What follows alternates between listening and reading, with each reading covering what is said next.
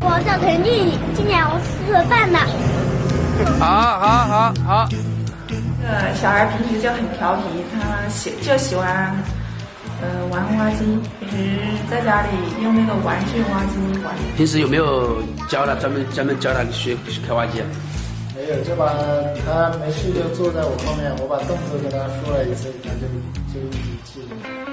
小朋友，你喜欢开挖机吗？